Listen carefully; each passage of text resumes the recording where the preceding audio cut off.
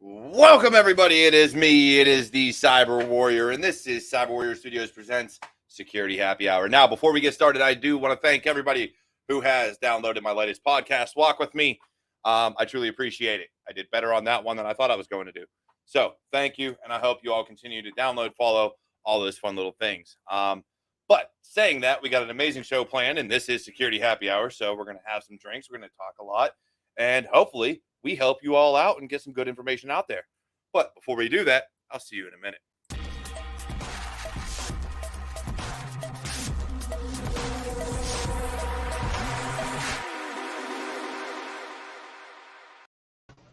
And we're back. Guess what? That didn't take long. It wasn't a minute. It's only like 10 seconds. I'll create a new one later. That's a minute long. Maybe that'll make you mad. But otherwise, hey, look, with me as always, I have my partner in crime, my brother, my friend, my family. I've got Eric Bellardo. Eric, how you doing this evening, brother? I'm doing wonderful. How are you doing? Oh, I'm fantastic. You know what? It's the end of the week, and I can't complain because Walk With Me is doing really well. And this show is doing really well. And we have an amazing guest with us today. We do. Yeah, he's right down there. Alex Plog. Alex, thank you for joining us today. I know you're not right now in cybersecurity necessarily as a career. You're just kind of working your way into the career field, but I feel it's a very important conversation we're about to have. So before we get started, why don't you give people a little bit of background about you? Well, I guess the biggest thing is, I've been kind of doing IT, like break, fix, repair, stuff like that, like in and out of different mom and pop shops, probably for a good 10, 12 years. Moved up from there into working for a division of a real estate company and kind of started getting the better like and feel for, I guess, the more structured corporate view of things. So decided, I was going to try to take that, see what I can do with it. Ended up where hit a couple rough patches and got removed from the housing where we were at. Ended up living in my car for about 5 years. It got to the point to where I tried everything, tried getting little jobs here, tried running my own business, tried doing everything, and nothing was working with just regular IT. So I kind of always felt like, cybersecurity was something I would like, tinkering with things, breaking things, fixing things, finding out if I break this, what can I do with it now? And so I started getting into cybersecurity like a year ago, taking courses through TryHackMe, HackTheBox, things like that. And between that and LinkedIn, just started building a community, grabbing people close by together with me. Actually ended up forming some of the community that we created into a group called the Ruby Zoo. And we do things with other teams, and we try to do like CTFs and stuff like that together, and just kind of cheer each other on and like our different things that we're trying to do in cybersecurity. A couple of us actually that started it, well, all of us have jobs now that started it. When we first started it, we either didn't have a job or we had jobs that we weren't quite wanting. We had a guy in Amazon. He's now a pen tester. We had other people in different various roles of just like maybe break fix IT stuff, and then now they're in a corporate setting doing maybe network. I got myself into a really nice job over there doing help desk, and I have tons of opportunity to move into different security fields while I'm there, and or just use it as another stepping stone to keep continuing learning. And so that's kind of where I'm at right now, is taking the time to learn the basics of what I skipped past and just jumped past when I decided I'm gonna get into cybersecurity. I'm gonna do it. I'm gonna make it happen. Everybody else is talking about like, help desk is nothing. I'm gonna go straight to cyber. And I realize now that I have my help desk role. That was a bad decision. And you really do need to get kind of the fundamentals down, at least to be taken a lot more seriously. Just trying to secure yourself within that role. Yeah, definitely. And a big part of that, and Eric, actually, before I go, it looked like you had something to ask. Good. So before, we said this show was going to be about, combating ADHD and, changing careers. And that was actually the topic you chose. And I think Yes. that's because it holds importance to you in kind of how you go about your life and the difficulties that you're having being in IT, but then trying to get into cyber while dealing with ADHD at the same time. So, are you medically diagnosed ADHD? Yes, sir, I am. And with that, what is kind of the problems you've been having in the learning path? Because there's so many different fields, so much you can do. What's been your biggest struggle just trying to learn what you want in cybersecurity versus, what'll get you maybe, I don't know, are you all over the place, or what are the issues you're having trying to kind of fundamentally focus on what you need to know? I would say focus is the big thing, is the key word on it, because what I was diagnosed with is PI, where it's more so, you would look at me and maybe think, oh, he's lazy, he's not incorporating things, he's not like a go-getter. It's just where my brain is like going through so many different steps at one time to get something done that I can't focus on the most simplest part of getting it done. Or a huge problem that I've had is people would hand me tasks and be like, hey, look at, I need this done. Maybe it was simple, but I felt like I needed to add on to it, and I would give myself like, now it's like this grandiose thing, and the main part of the project is now not done because I gave myself so many different side things to get done to do that one thing, because I couldn't just focus on get it done, move it out of the way, be fine with it. Like that's how most things should have been done. That it just keeps holding me back and holding me back. And part of getting into cybersecurity, I think, like I said, like how I just kind of tried to jump from basic break fix right into pen testing. Like I'm gonna be a pen tester. That's it. I got it in my head. Like I was just like super focused, like to do whatever I could to learn these things.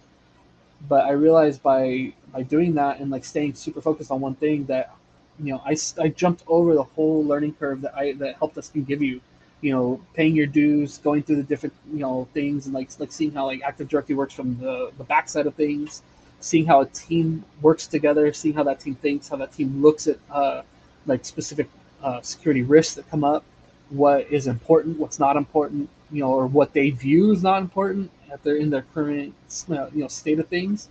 And for me, not being able to focus directly on, well, not directly, like I could focus directly, but that's the hard part of things, is I would just stick to one thing all the time, and I wouldn't expand out and try to like, okay, I need to learn a little bit of this, I need to learn a little bit of that. And so that's kind of what I'm working with right now, is trying to catch up and learn just the basic processes, basic security. I'm trying to go through and take my security plus, which part of my ADHD, it doesn't really let me hold things very well, like retention wise. I like to do things repetitive. I like to mess with things, break them, fix them. I need to see things. But with Security Plus, having to like memorize so many different like keywords and things like that, I mean, it's killing me.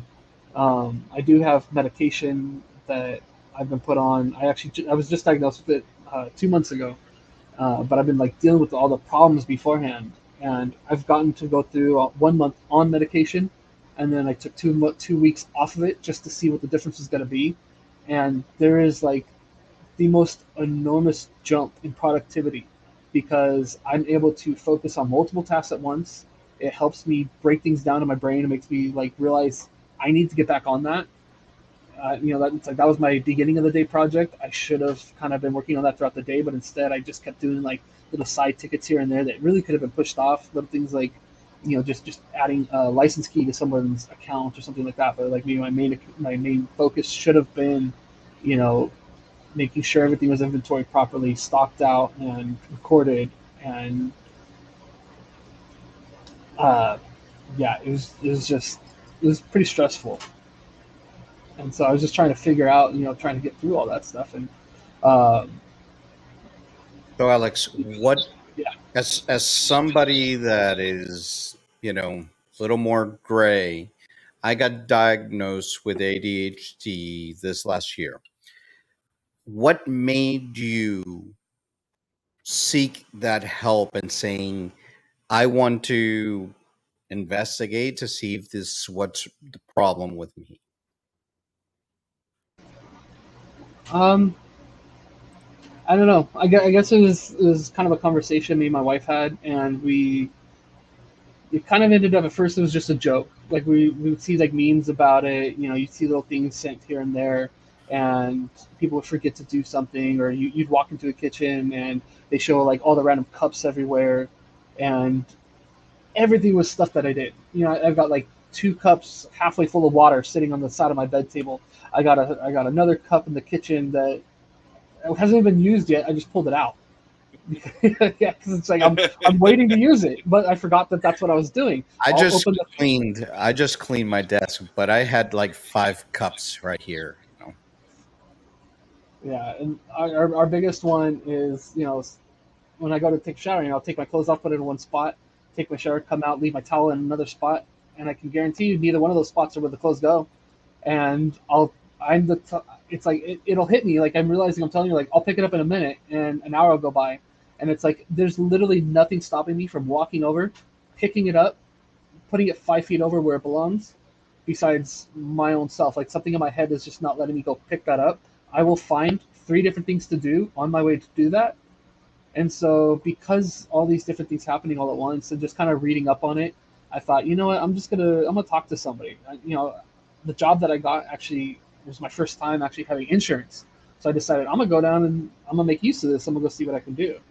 And yeah, they told me you've got ADHD. We can prescribe you with a starter dose, and we can see where it goes from there. So now you're trying to transition into and learning new things. What are strategies that you use to keep yourself focused on task other than medication? But what are things that you do to say, I need to do these things. How do I go about doing it? Notes. I have a huge stack of sticky notes, and I try to keep a folded up piece of paper and a pen in my pocket everywhere I go. At the end of the day, I pull it out, try to look at it, see what I have in there. You know, we all talk about, oh, I'm just exactly. Yeah, we talk about too. It's like Lists and sticky notes. I feel like I have to see it like that. I need to see it on a piece of paper written down. I need to have it like I physically wrote it down, not like where I send myself a text or oh, I'm gonna put that in a digital note and look it up. I'm not gonna look it up if it's not floating around visible. Exactly. For each priority. I I just had my started somewhere. doing that. Yeah, I have a whole bag about like that big, a Ziploc baggie, and it's just tons of pens.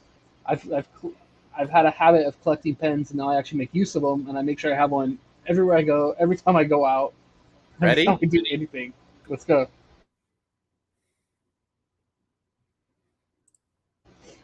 Even as I'm sitting here right now, I make sure to have I got my paper, got my pen, just in case to take notes on coming back to something we talked about because I'm not gonna remember. We're gonna be on the next topic, a topic that we're probably Yeah. not even gonna be on, but in my head we are. Well, this is Yeah. security happy hour. We jump from everything to everything. So Yeah, and it's crazy too because honestly, I think a lot of people, especially talking to a lot of different people in cybersecurity and the way they learn, the way they think about things, think things through, and things of that nature, that a lot of us have some form of ADHD or just can't finish something. And it's more so that when I look at things, what's that, Eric? There have been studies showing a major correlation between ADHD. Do you happen to have a sweet tooth? Yeah. So yes. Oh Oh my at this yeah, God. point, I'm gonna have to research that. I've got to see a dentist because I got like 3 teeth I need to have replaced because it's bad. And it's a mix between a sweet tooth and caffeine. Diabetes because of my sweet tooth. hold on. You just said caffeine, Alex. Let me point something out. This is for after the show when I go to start, you know. Um, Oh yeah, mine is all definitely caffeine, and I have a sweet tooth. If I have candy in the house, I'm eating it. Although it's chocolate peanut butter. I don't really like the sugary sweets like Skittles and stuff like that anymore. But you give me chocolate peanut butter, and especially like Hershey bars, Reese cups, things like that, all day. It doesn't last in my house. I'll destroy it all. I mean Reese's is legendary. You can't replace that one with anything else. So yeah, definitely, and it's crazy, but the more I look at it, the more I think about it. I've never finished a book, and it's funny because people get all these learning books. The only reason I am finishing Linux Basics for Hackers It's because I'm doing a series on Tech Tuesday for that book. Otherwise, I would have jumped through 50 other books by now or gone on to something else. Because I'll read a book, get a few, like a chapter or two, maybe 3 or 4 in, and be like, oh, this looks really cool, and go buy another book that is specifically on that topic. And then I'll use that. And then I'll do the same thing. And it's a never-ending cycle. I have SANS books. I have regular books like from the Pen Tester's Blueprint and Metasploit Unleashed and just all these different books over here. And I'm just like, I can't finish them because I start and jump from book to book to book to book, and it's like an endless cycle. And work's the same way. You know, you look at work and you're like, oh, but there's a difference. I was really good at help desk. Really good. I was, because I'd go in, see a bunch of tickets, and literally I knew for me, I could focus on those. I could sit there, take the 10 seconds and be like, you know what, this is done, close them all out and be good. But when it comes to like project management, I am absolutely horrendous. Absolutely horrendous. Yeah, I feel I have a whole. Get out of here, Kev Tech. Get your ass. You know what? Take your ass. Go buy some more beer. All right. Actually, I'm surprised. See, I mean, he should have been offering like some crayons and some nice wide coloring books. That's what we need. I wasn't a Marine. No. I'm just saying, like in period. Books. But yeah, So, I mean, Alex, I've done with the same that though, thing. how many books in your struggle, honestly, how many books have you picked up and not finished, if you know offhand? Or rough estimate? I'm looking at them right now. I'd say maybe 13 to 17 that I probably picked up. And I mean, I skim through them. I go through bullet points. I look at chapters that are something that I want to look at. 19 books that I haven't started. Yeah, see, it's like even if I tried to do it like audio or something like that, I would still get distracted. It's like I would end up getting so lost within my own head. It's like I forget that it's even playing. Like I do it with music, I do it with talk show. It's so hard for me to focus when somebody's talking anymore for most of the time. And that's something that's also screwed me over at work is, I can sit there and have a whole conversation, 30-minute conversation with somebody about like what needs to get done. And if I don't have that piece of paper in my pen, I don't know what we're doing. Yeah, and I've talked about that is, my kids who had to go through during COVID and things like that, when it was at its peak, were in homeschool. And my oldest, he's like I am. You put someone behind a computer. I don't care if I'm in an office or if I'm at home. You put me behind a computer to do my work, which is what I love doing. At the same time, my mind's going to go. I'm like, I can do this. I can do that. I can do this. I can do that. And I'll multitask. I'll be doing my job, but I'm also going to have to take my brain and send it in 50 other different directions. Because if you force me to focus on that one thing, I'm going to overanalyze. I'm going to just do everything possible, and I'm going to just crumble. I'm done. I can't do it. Yeah, I end up just shutting down completely and just move on to something small and just push it off and hope it doesn't pop back up again. Hope somebody else takes the brunt of it. They're like, you know what? I got this. Yeah, I hope so, because I can't. But it's something I've noticed lately. Yeah, same thing. It's like I've noticed that I can go in, I can get the tickets done. Even one of my coworkers, he told me like, hey, just a heads up, like you've closed like at least 3 times more tickets than anybody else has. He goes, you've really picked it up. You're doing great. And it wasn't so much that I'm like really trying to make sure I keep the job and that I push through and like try to make it past my 90 days. It's just, I get told by my wife all the time, you need to slow down. You need to like stop taking on so much. And it's like, when it comes down to it, I realize this is my slow. My slow is taking on as much as possible because it's like, I see it.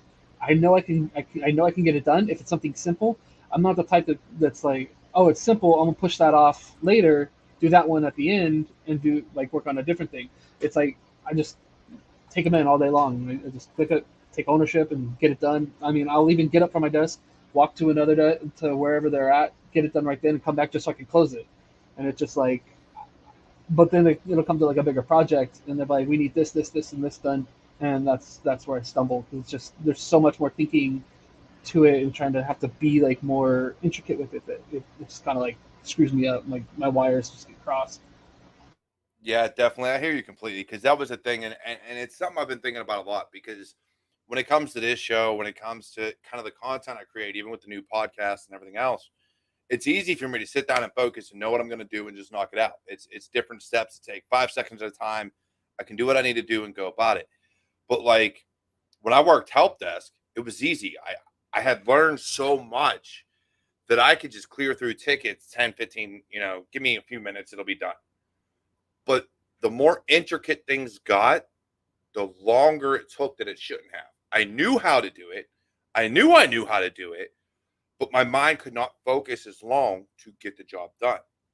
So it's closing those quick hitters, those easy wins, those quick victories to just knock them all out and know you're getting the job done. It's that hit of dopamine that keeps you moving. That Yeah. like, I accomplished something. Hey, Eric, that's for you, homie. So, hey, look, this show's on podcast, so get the fuck out of here. Go ahead and drink there. Drink. Go ahead. Drink. Take a drink. But yeah, it is. It is. I think that's what it is. That hit of dopamine of I know I did something, and it's funny because we'll be drunk in no time. Fuck you too, Daniel. Love you, but it's that. You have to see that progress. And anything that's going to take you a day, 2 days, or a week to really see any progress doesn't give you that dopamine hit, doesn't give you that, I know I'm doing something. So you overthink it and you move on. But we have a question in here from my buddy. Do you have a doom boxes filled with unorganized, half-finished projects, or even a folder on your computer with files you plan to get back to? Shut the fuck up. Don't call me out like that. I feel extremely attacked by your viewers right now.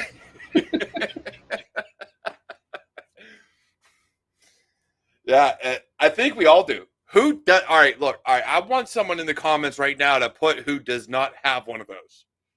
I want to know who does not have a doom box. Anything that is unorganized. I have so much shit down here that is half finished. I've got computers that I have not finished building, repairing, and things like that. Shit that I said I was going to do, and it was something I wanted to do and just never finished. So I know it happens. He said that's called my desktop. Hey! Okay, cool.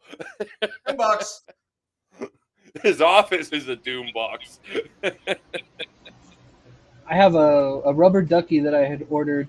I got a replacement for it because the first one I got didn't work. I've had it for 8 months and it's still in its original packaging and I haven't even touched it to even mess with it, and it's in my desk drawer. And I'm actually surprised it's still in my desk drawer because it's had to make 3 other movements to get there.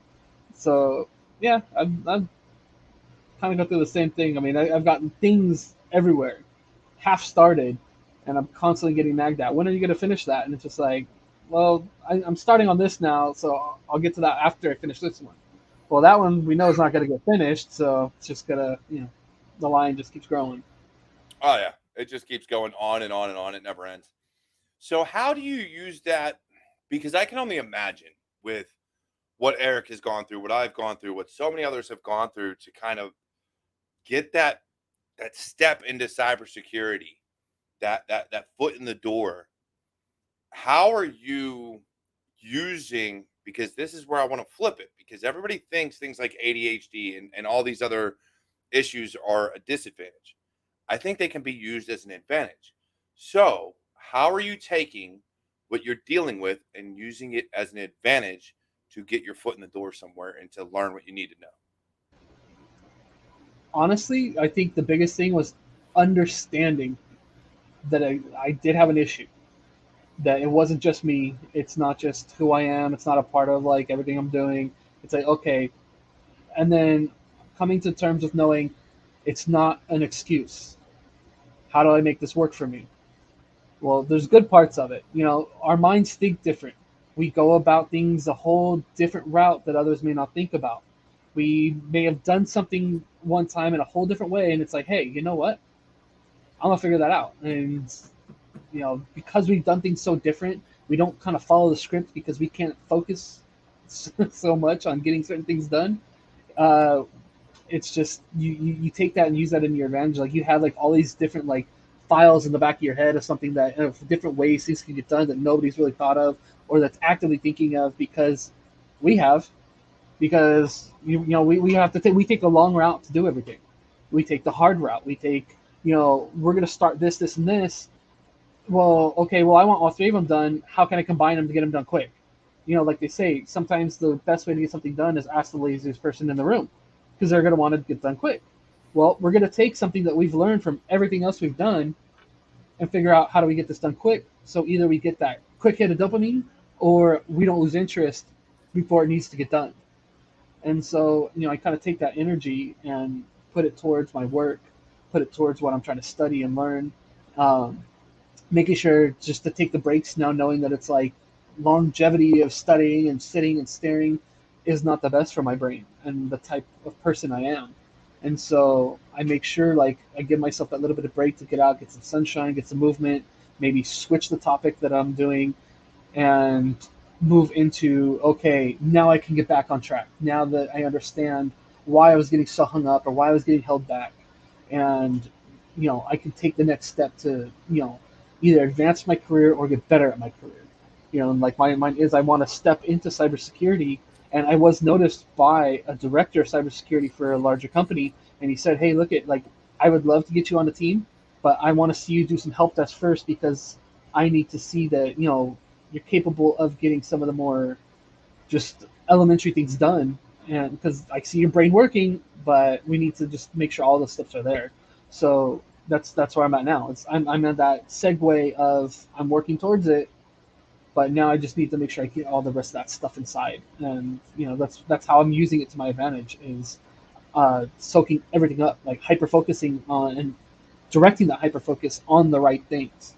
I think that's a big problem is when we don't really understand it, that focus can go towards something else. They say a lot of people that have it end up focusing on maybe something like drugs, porn, other different like outlets, the cars even, sitting in a garage just completely like blacking out into their engine, figuring things out.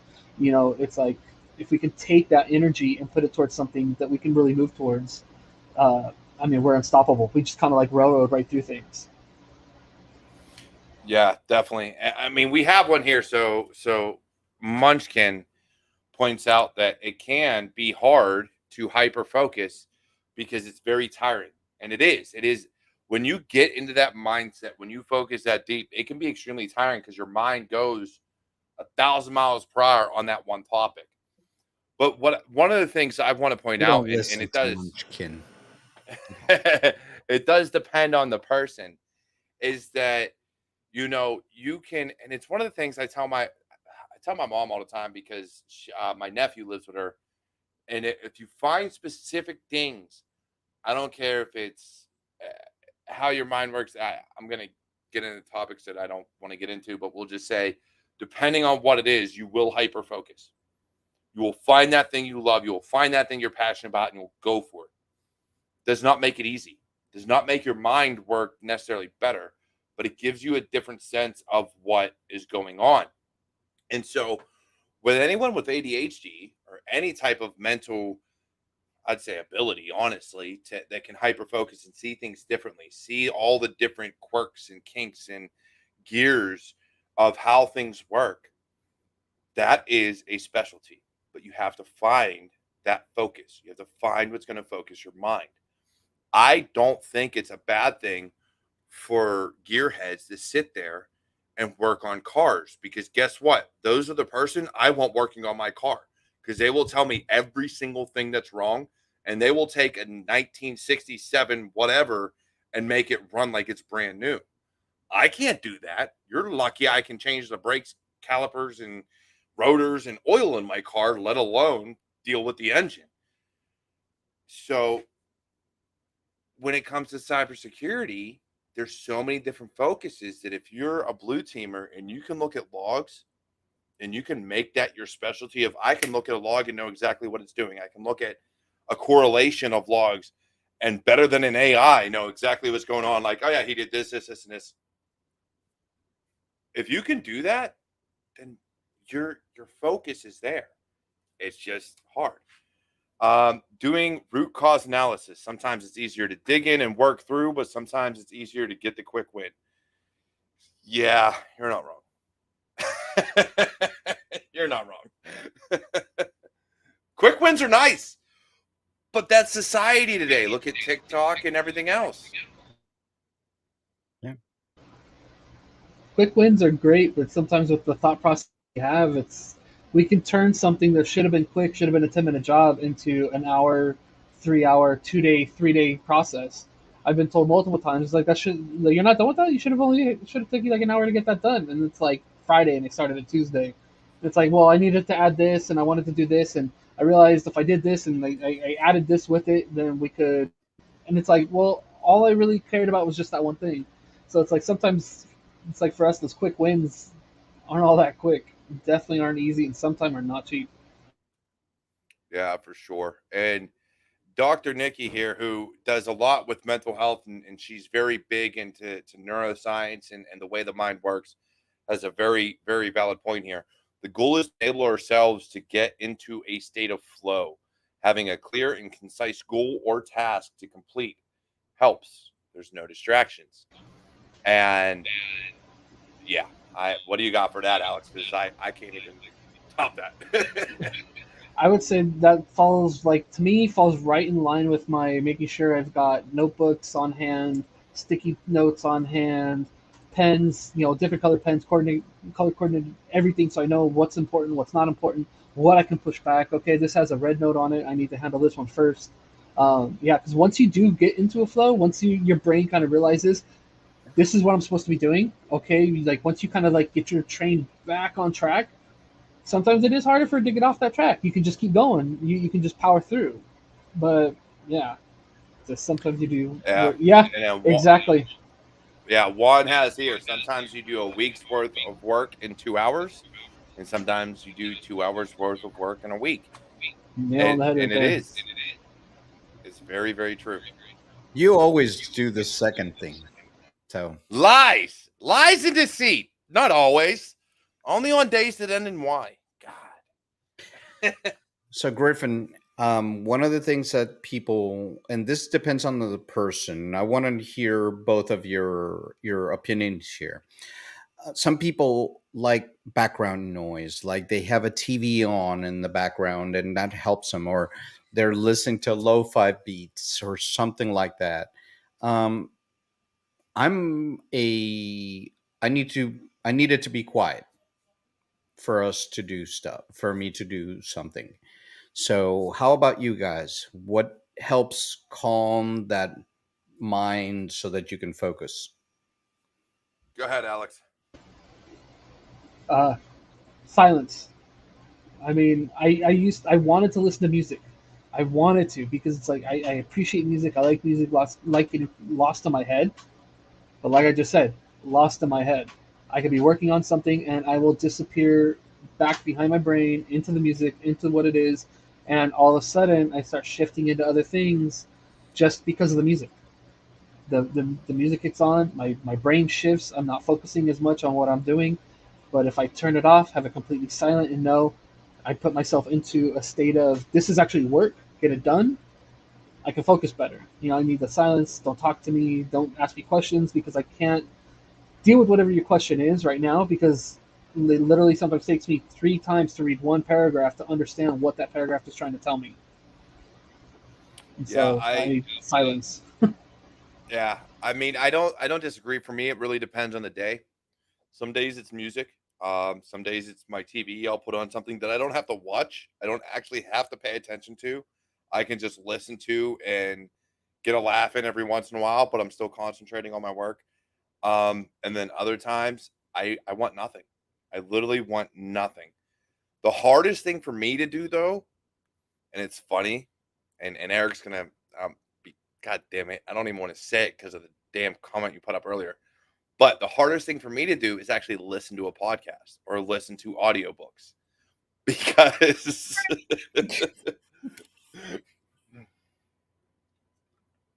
but I say that because Everybody with drink. those two things I can't. I just My wife listens to audiobooks and podcasts and all these things. And it's one thing if like that's all I'm concentrating on, but those are things that I have to pay attention to. I want to actually hear what they're saying. So it takes me away from work. Yet there's other people that can actually listen to it and work at the same time. And it's just, I can't. If I have But to. your wife listens to those things so that she doesn't have to hear you. Yeah, exactly.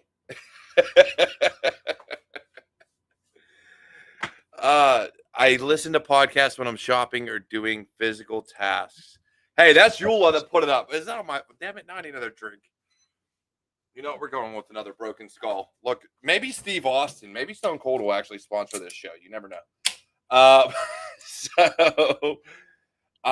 Yeah, my wife actually, she listens to those when she's cleaning, when she's relaxing on the couch. It's all different. Everyone is unique in this area. There's a whole area of science around it. Look, that is why you're our resident doctor, Nikki. It's why I message you a lot, because I need to know what's wrong with my head.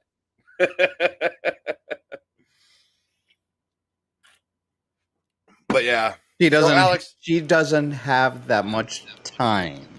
No, she doesn't. Definitely. Or you mean besides stating the obvious? Right. Yes. There it is. Audiobooks are only good for fiction books. Actually, you're right. That's how I feel. I can't listen to learning audiobooks. I'm like, I don't even know what you're doing. I have to have it in my hand and be reading through and highlighting. And as a lie, I don't highlight. I read through and write it down and take notes. That's a lie too. No, I don't. I don't take notes on anything. I literally just try to memorize it. But that's besides the point. So Alex, what have you found with cybersecurity? There's always a specialty. There's always something, and me and Eric talk about this a lot on a lot of different episodes on his show, on my show, on all this other stuff. We have a designated doctor in CyberWarriorStudios. This is awesome. Yeah, Dr. Nikki's amazing. She's my sister. Y'all didn't know that. She's my sister. Y'all got to find out. She got my back no matter what. But unless it comes to Eric, she might like Eric more than me. I don't know. Everybody does. So, when it comes to how you found the field, the job within the cybersecurity career field that you wanted to get into, what did you find within, all the multitudes of books you've probably opened and closed and just everything else that you've done? What did you find stuck with you that really made you hyper focus on what you want to do? I think it's pretty much everything that's concerned and around red teaming, because a lot of it, there's just so much to do and so much to explore, so much to recon. It triggers my brain to start firing back and forth a lot more than when I try to learn blue team stuff. Whenever I try to learn blue team stuff and go through it all, it's like a lot of the reading logs, just kind of go through all this and methodologies and everything. It's like it doesn't stick in my head because it's just so much information at once with very little hands-on in the beginning when I'm trying to learn it. But when I was kind of tipping towards the red team, it's like it's all this learning and it's basically all hands-on. It's here, try to get in, try to break it, try to figure it out, try to do this, try to do that. No, we're going to give you a wall here, we're going to give you a wall there. How do you climb it? Can you climb it? Can you break through it? Should you have dug under it? All of that gets my brain thinking, like, what are the multiple different ways that I can figure this out? Because now I'm bothered with it. I'm bothered that I can't figure it out. So I'm going to go and research, how do I figure this out? And I think with part of the whole ADHD thing, it's like we're not satisfied with just one answer. We need to know 3 ways to get it to break into there. Okay, that did work, but how could I have also done it? And with Blue Team, it kind of just flew right over my head because it's just so many like just keywords and so many just books on books and books of reading and how to read this scan, how to read that scan, what to look for with this, what numbers to see for that. And for me, it didn't grab my attention I mean, I'm trying to get into it now just so that I could possibly move in with the Infosec team at work. And so I'm trying to figure out ways to make it more interesting to myself. My wife, she's actually been really pushing herself to learn it. And she's done really good with, reading the scans, going through the whole Nessus and Mitre and all that stuff. And it's like, even just the words, to me, they're just keywords. I don't even understand the words right now because it's like every time I try to get into it, my brain blocks it out. But you put a box in front of me and tell me like, okay, have at it. Try to start your recon process and try to find everything out. The wheels start turning, and I'll sit there for the next couple hours trying to figure it out, and it'll keep my interest. So I guess like that would kind of be more my niche and my calling, my kind of like the corner that I want to sit in when it comes with it. Not so much just that, oh, it's on TV, it's in movies, oh, the whole hacker part's the whole sexy part of cybersecurity. It really has nothing to do with any of that, besides that it actually makes my brain fire, and it's something where I don't have to retain paragraphs of information.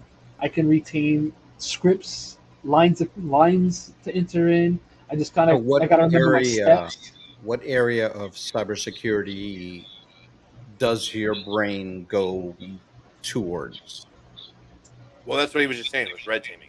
Yeah, I guess just like I don't know. There's two parts of All right, look, cybersecurity. you're taking red teaming broad, Eric. I was happy with what he was explaining. Now you're trying to get him to narrow down.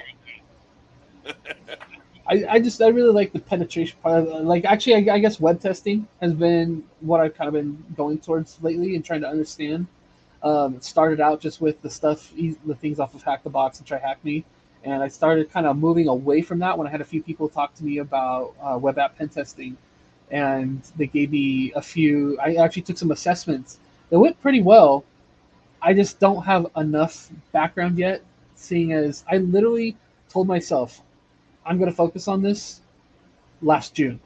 Last June, I decided, I had no cybersecurity experience whatsoever.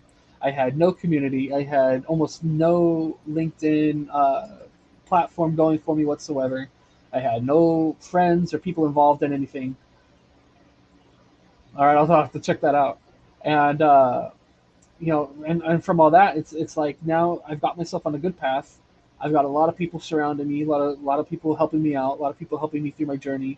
Um, I have a really good group that I've put together with a couple friends that I mean we all kind of just wanted the same thing, and uh, I don't know, it just has really helped like me find where I'm at, and a couple of us we just kind of all really fell into the web app pen testing part of things, and just going through the pages and everything, and someone sending us a box and saying like, okay, use this box to log into this IP.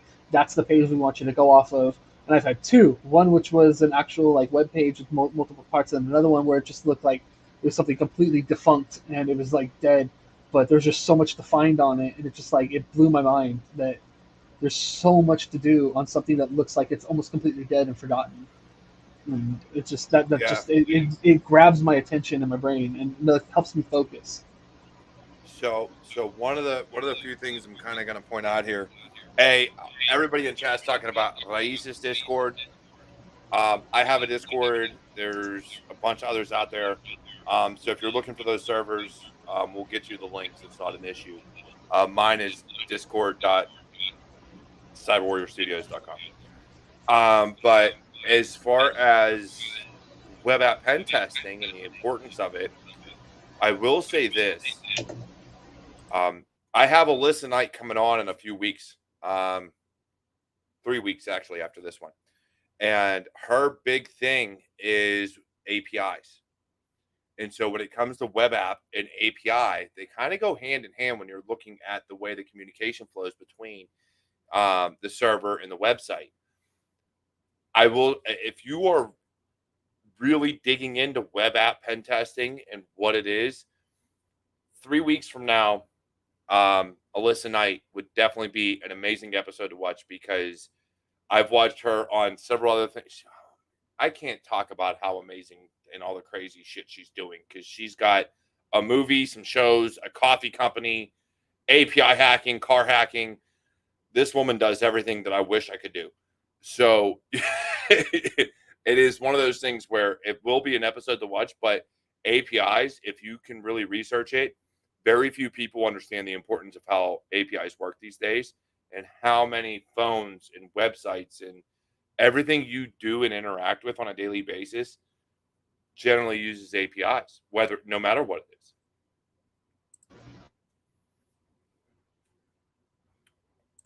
is. We had a member of the Ruby Zoo, that we kind of put together, and it's kind of my co-owner. He was telling me about it probably about 2 months ago. Like, hey, you know what? APIs are going to kind of be the next big thing. Like, we should really start looking into them. And literally, like two weeks later, we see that book that comes out, The Hacking APIs by No Starch Press, and we're just kind of like, Did you that's look at pretty the author? eerie. No, not yet. I just kind of I'm aware of it, but yeah. So we kind of he said like it's gonna be the thing, and we really should start shifting our focus towards it. And so yeah, so it's like it's very interesting, and we have become aware of it. But I'll definitely have to catch that. And yeah, I follow I think Alyssa on a lot of her different things, and it's just blows my mind that one person is accomplishing that much. It's not fair. So Corey Ball is the author of that. And I watched Dave Bomble's, I think that's how you pronounce his last name. I butcher names, I'm sorry. Bombal. But what'd you say? Bombal. Bombal. Okay. So Alyssa Knight was on his, did an interview with him and talked about it. When she did her interview, I think it was back in May. At that time, there was only at most 5 people that were really going headstrong into API hacking. And I'm talking writing books, doing YouTube videos, blogs, everything else. Like that was their specialty. We know somebody, Mr. DJax Alpha. Yeah, a little bit. He does some amazing shit too. I just happen to know he's more blue team though. He likes red team, but he's definitely more blue team. But his API stuff is it's top notch. Oh yeah. But again, he's one of those very few that has written content and done content on API hacking. It's not very prevalent in our community, the importance of API hacking. And so if you are looking at web apps, definitely look at APIs. Corey Ball wrote API hacking APIs. Alyssa Knight has some stuff out there. Davin Jackson, I'm sure, has some stuff out there. And there's one other that Alyssa mentioned on, and I can't remember. Josh Mason. I don't know what Josh has out there on APIs though, Kev. I haven't seen. He may have some stuff, but I haven't seen much of what he has on API hacking. But when it comes to web app pen testing, APIs are the way to go. Honestly, these days, the way I see it, that and SQL injection isn't going anywhere either. People still like their SQL backends. Exposed to the internet too. Yeah, a little bit. So Alex, when it comes to this career move though, in web app pen testing, what is the funnest part about it for you? I guess it's just when you come across something that actually is worth noticing and worth putting down. Like I mean, I've only taken the 2 assessments, but for both of those assessments, it was just such a high to find something that I could actually include in my report. And especially like when I get the feedback and realize like, oh, I did actually find something big. Like, especially when I first did them, I didn't know as much as I even did now. I mean, even now I've had to kind of push it off to the side to focus on what I'm doing at the moment.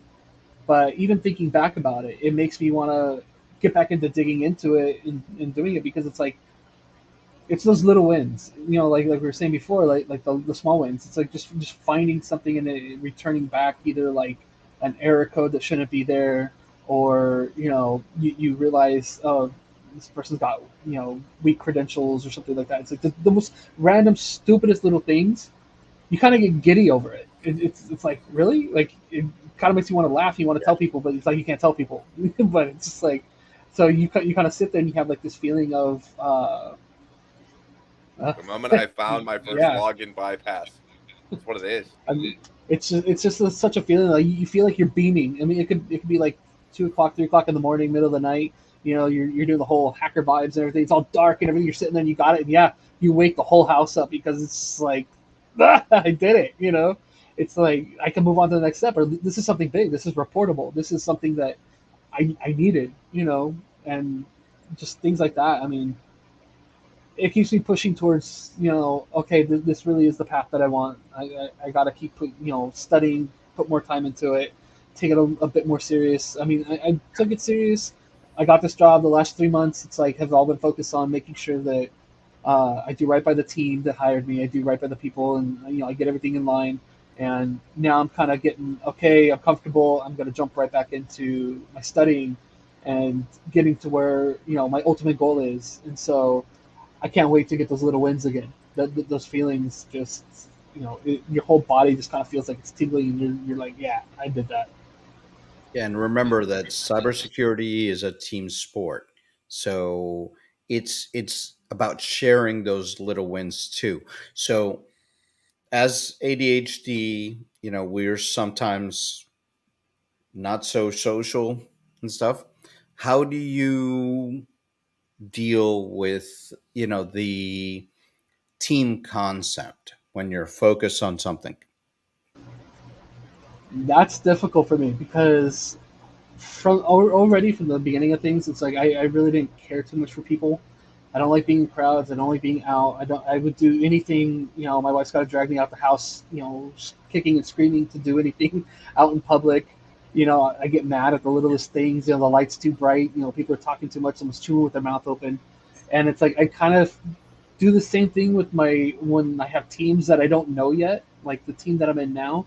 Um, I don't know all their quirks yet. I don't know the little things they do. I don't know the little things that everyone else has gotten accustomed to, and so for me right now we're just on a hybrid schedule, so I only work with certain people at certain times, and so I've got to try to get myself to get working with other people more, so I can learn who they are and get through all that. So that's for that side of things. But when it comes to the internet, it's like we're all kind of social butterflies when we don't have to see somebody face to face and talk. So it's like I do have a team that I run to and like say, hey, this, or this. Exactly. And it's I'm like, I'm I'm extremely shy. I'm Yeah, I'm extremely shy. sure. Let's ask the folks that are watching right now. Can you guys support me? I'm very shy, right? No, he's not. Don't even lie in the come on. chat. Don't even do it. Do not put one comment there that he's shy because we all know he's not. 'Cause I guarantee you meet me in person. I'm not the same person. It's like I'm quiet, reserved. I'm observing. I'm watching. I'm seeing how you'll react. And I try to assess situations too much. I overanalyze what's happening, and so I'm quiet. It's like I've got to learn like who people are first before I can get into that. Thank you, Juan. Thank Yeah, you. and it's funny because when we look at it, growing up was a little different for me. I was more outgoing. I talked to people, but now it's he's quiet. Misha, you're a liar. But now I don't like going out. Now I'll go to a cybersecurity conference and I'll do that. Ban Juan Fernandez. I can. Don't get it twisted. I can do it. Um,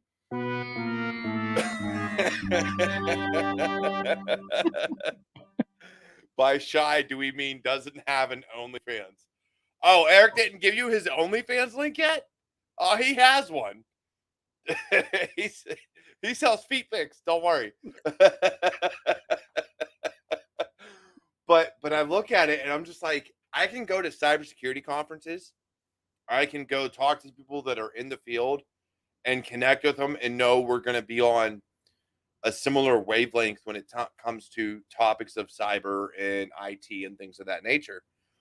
But when it comes to like going to a bar or going to a party or going to something like that, I'm like, no, mm-mm. I don't want to go. Mm-mm. Nope, it ain't for me. And there's Dancing Granny. Now we got Dancing. Damn it, Daniel. We went 54 minutes without Dancing Granny. Son of a bitch. So I definitely feel you on that, and getting used to people and understanding them. I'm very bad with people. I open my mouth and say shit that I probably shouldn't when I'm in an office setting. Hence the reason I'm very happy to work from home. Yeah, I'm one of those oversharers, and I kind of talk too much and end up talking in circles because I don't know when to stop. And it's just, what I've found out is could be partly with the ADHD thing. It's like oversharing, saying too much, and then now you wish you could take it all back and be like, yeah, I didn't mean to say that. Sorry. I don't think I'll be working here anymore. Right? Fuck you, Juan. All right. I love you, but fuck you. All right. I'm just putting that out there. Yeah, definitely. I've gotten in trouble. It comes with the territory for me. I don't keep my mouth shut, whether I like something, don't like something.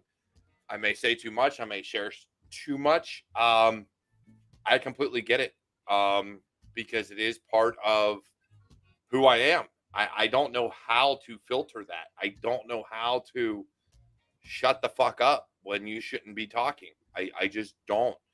Whereas on like a video call or working from home and being more, and I can take, if I know I don't need to be talking to somebody, I can take myself out.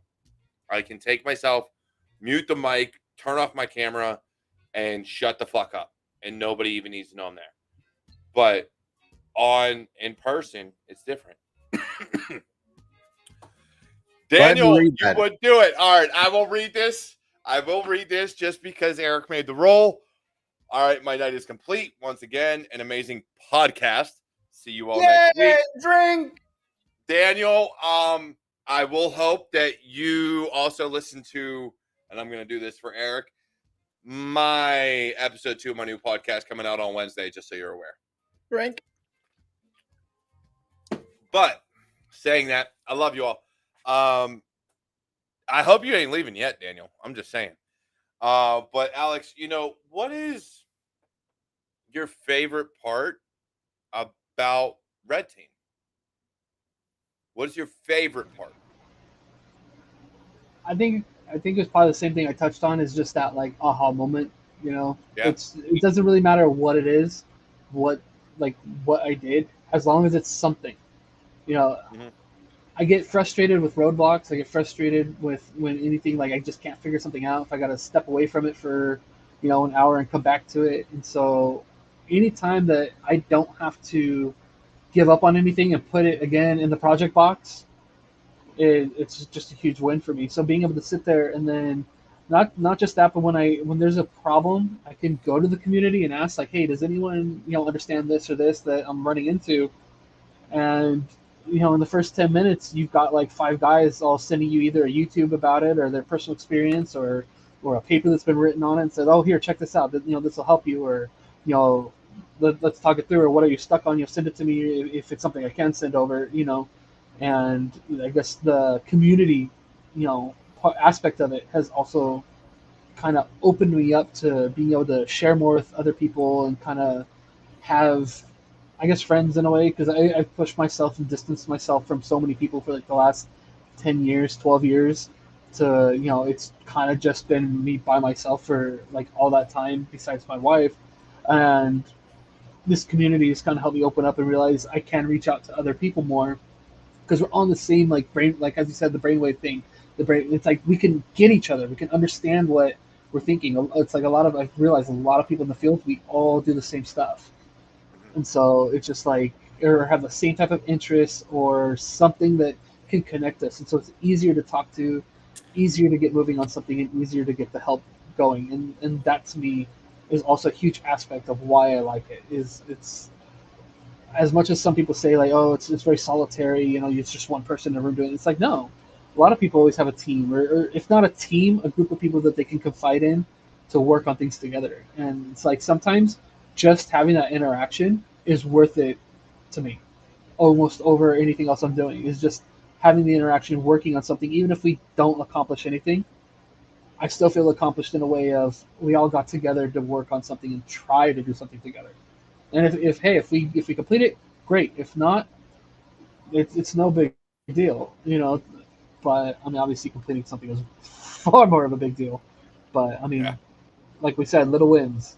And to me, just getting a group of people together that actually has the time to focus together and work on something is a little win. Yeah, definitely. And before we go, because we are coming to the top of the hour, I do want to put this up there. Dr. Nikki once again put up, optimize your environment to help you achieve your goals. This will speak to both the conscious and subconscious. And this is very true. I was going to buy a desk buddy, which is just basically this little whiteboard that sits on your desk, and has, drawers in it for markers and all your, whiteboard pens.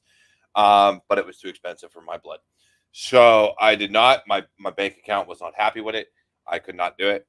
But things like that, whether it be a whiteboard, Post-its, whatever, notebooks, I have probably 30 notebooks sitting around my office that I use. And I can never figure out which notes I took in which notebook, but they're there. So I completely get the point of what she's trying to make is, but Alex, for you, do you have one specific notebook you use, or do you have different notebooks for different topics, or how do you go about organizing that thought process for what you do? Sometimes it just depends on what notebook I grab off the desk that day. So like me. Yeah. I mean, I always tell myself I'm going to buy this other notebook and consolidate my other notebooks into this one notebook so that I can have all my thoughts, all my whatever in this one spot. And then that one just becomes the same thing. It's just one on my desk to grab. Here's a trick. So I lose the notebooks around my office. Cheap thing. Clipboard. So I keep one notebook, which is my primary, on this clipboard. And this doesn't get lost. I'm going to just put this out there, Alex, before you talk. CavTech is trying to get everybody in this chat right now hammered. I'm just going to put that out there. And so for that, I am going to say what both the bearded IT dad and CavTech said. First, we'll start with CavTech. Little wins with podcast. There we go. Hold up. Yingling. Look, somebody please get them to sponsor me. We'll move on to the bearded IT dad. Where's it at? Eric, you were the one doing it. Damn it, Eric. All right, got her. Oh, wait, there it is. Winning podcast. There's another one. Hold on, we gotta keep going. There's another one. This has been a great podcast. All right, Juan. Wait. No. All right. You know what? That's enough. All right. I'm tired of drinking right now. Damn it. All right. Can somebody take a picture of that? Hold up. Time out. I got a question because I see someone below. Eric, what did you do? Eric. And introducing our guest host. Hold up. Time out. I got a question because I see someone below. Eric, what did you do? Eric. You got to mute the stream. Our guest host. I got a question because I see someone. I muted her mic because her audio was coming in through her microphone. No, because she's watching the stream and being in the stream, so she has to mute the YouTube. Aha! Surprise! There we go. That should work better. I was wondering why, Eric. I saw in the chat you kept saying, Dr. Nikki, look at Twitter. So, for anybody that doesn't know, podcast. God, I didn't say it. I didn't say it. No, I don't have to. So, for anybody that doesn't know, this is Dr. Nikki Flores. She is an amazing friend of mine. Very big into neuroscience and kind of the way the brain works and all that fun jazz. Things that I know nothing about. I just kind of guess and hope I'm right. And she's here. So, Dr. Nikki, because we are well over an hour, and Eric didn't tell me this shit was coming. And Derek, I'm on next week, too. You are on next week? Yeah, next week. You are. I said that. I am. Said Outlook. So, next week you are now going to be the co-host for next week because next week I will be at DEF CON and Hacker Summer Camp. yes. You lucky son of a bitch. Get the fuck out of here. You know what? Screw you and the broom you wrote in on, Eric. All right. Listen, Ness Bitch. is on the here on the watching us here, and tomorrow at 2 p.m.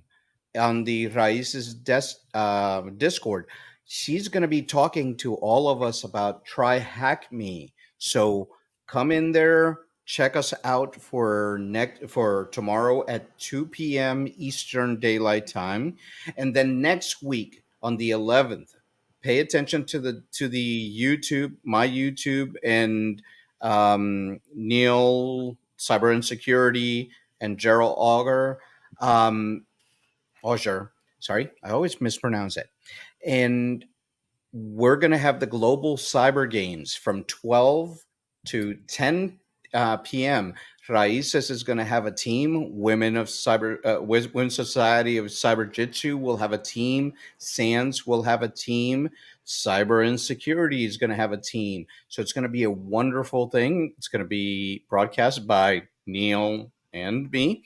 And Leonardo, who is right here, we're bringing him from the Dominican Republic all the way to Vegas. So be in the Rises team. So next week, pay attention to all those social media because it's going to be an amazing week for both Rises Cyber, and hopefully I'll be able to join you guys from Vegas. We'll see. I hope so. Well, we got big stuff going on. We do. Now, before we get into all the big stuff, I got two things I want to do. First, Nicole, I want to get your take on kind of the situation that Alex has been dealing with how he's been trying to focus and stuff like that, and what he's doing to use it to his advantage. Since you're here, what is your take on that situation? No, definitely. So Alex has a really good plan, but maybe trying to simplify that plan to something even a little bit more linear will probably help. Because it's often where we have executive dysfunction in ADD, that's what it's called, that ability to get up and start doing things, is that we see too many things to do. And that's why we have to narrow our line of vision. And so the other part of that has to do with, you were talking about the dopamine hits. Well, you get a whole bunch of hits. You get dopamine, you get your serotonin, you get a little bit GABA, endorphins, all these really important neurochemicals and neurotransmitters that our brain needs. And without them being in the right, get homeostasis, things get a little wacky. And here's the thing that I'll tell you right now, I've had ADD all my life. And I've seen myself get defeated by that ADD. And people are like, oh, you don't seem hype or anything, but you do procrastinate. Look, don't bring up don't call me out like that, doctor. Don't do that shit.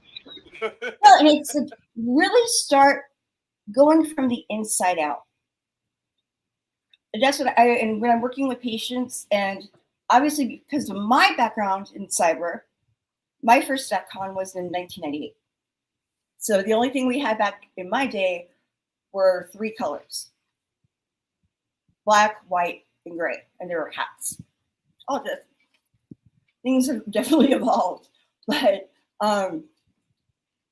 there is a certain personality, there's a certain brain type that has a tremendous advantage within our industry, but that same brain type is going to have issues when it comes to certain other things like consistency, being on time. And so what you need to do is build cultures from within as an organization that it's about betterment. So everybody gets better together. incremental healing is still healing. And so what happens is when you perform a behavior for a certain period of time, you do it enough times, now that becomes the default behavior. And so Derek and I really add to that. So that if you want to be a certain person, can you say, well, you know, can I do that? Can I really, really be that person that goes to the gym, does this, does that? There are some, we'll do some clinical questions next week, but next week is going to be some really, really good stuff. And we're going to get deeper on the ADD because it's not attention, it's motivation is the issue. Yeah. Be still my beating heart, Dr. Nicole. You just spoke my language. Motivation. That's what I'm talking about. But yes, so we are well over the top of the hour. Look, Eric, thank you for bringing Dr. Nicole on because I know you sent her the link to get on here because you're an admin in my StreamYard because I love you. So thank you, Dr. Nicole. We will talk in the back before this is all said and done. But Alex, before we go, any final words for the audience for what you're going through or how you think how you can help them based on what you're going through? Just anything that you want to put out there. I would just say the biggest thing is research. I mean, that's what's helped me is not one thing that works for somebody is going to work for you.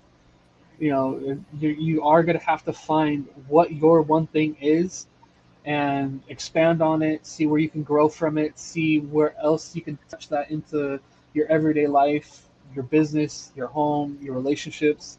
After becoming like more self-aware of what this was, I mean, even my home life with my wife has gotten better.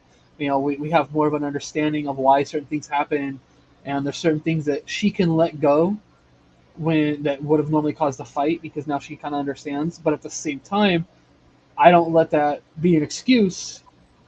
I take her letting it go as giving me the opportunity to not only create like she's saying, like a better behavior for myself, but keep it in my head to like, okay, that's something I need to do because she let me, get by this time, and that translates not just from home but going into work too. Okay, my boss let me kind of slide this one time because this was understandable.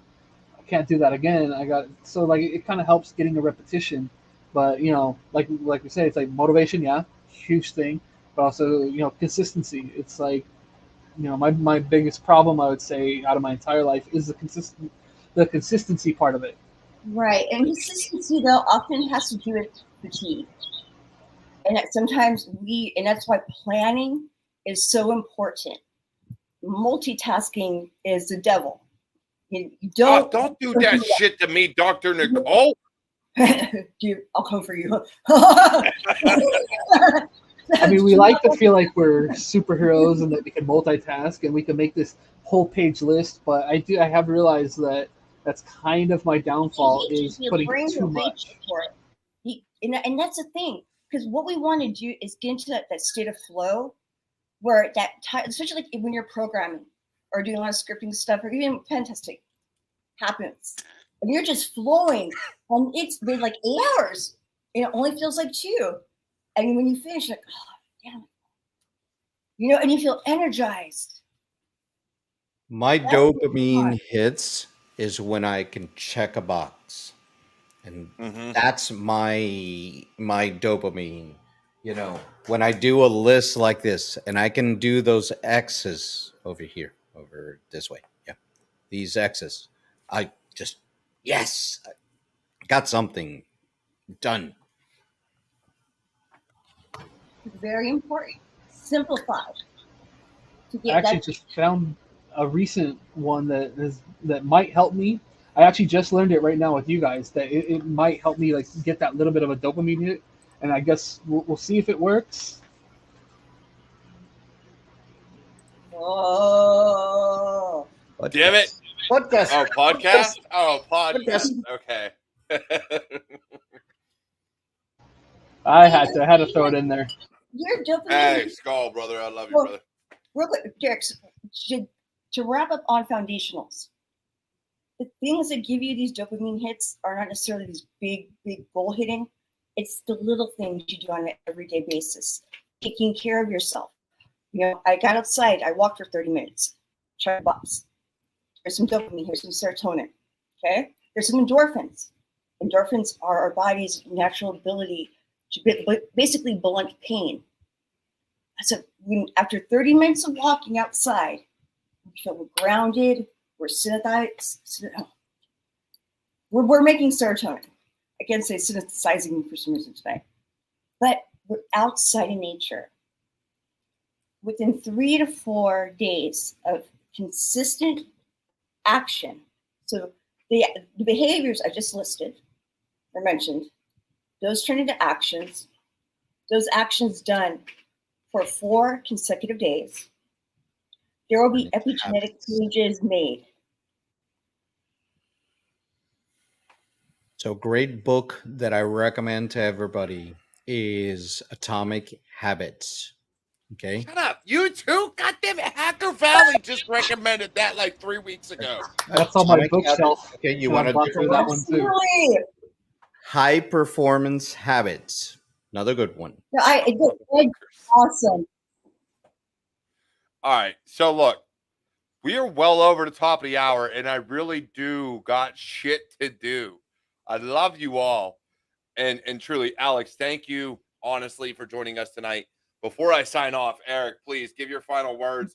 And Dr. Nicole will be on next week. So please tune in next week, because whether Eric is here or not, me and Dr. Nicole will be here. So, Eric, give us your final words. Tomorrow, BioLink, prices high. Go in there, 2:00 Eastern Daylight Time. Try Hack Me training. Okay, go check that out. Also, a lot of people are on that ADHD spectrum, if you will. Some have it more, some have it less. Find your way of dealing with it. And, from personally, notes, checklists, my medication, that keeps me grounded. Find your way and tune in to this show next week for more information of that. And don't forget the podcast on Wednesday. After you, sir. So yes, once again, thank you, Alex. Thank you, Nicole. Thank you, Eric. This has been an amazing security happy hour. Honestly, Eric, thank you for bringing Dr. Nicole on, because I was just waiting till next week to talk about a ton of more projects or a ton of more topics. But since she's here, it was great to have her on. But I will say this: look, Nicole, you know your family. Always be family. I appreciate you. Otherwise, it's been an amazing episode. This is Security Happy Hour, presented by CyberWarriorStudios. And I am the Cyber Warrior. With me, as always, I have the Cyber Papa, Eric Bellardo, my guest, the podcast, Alex, and, of course, Dr. Nicole that was just here. Catch me on Monday for Motivation Mondays, Tuesdays for Tech Tuesdays, and now Wednesdays on podcast for Walk With Me. And next week for Security Happy Hour. Catch you next time.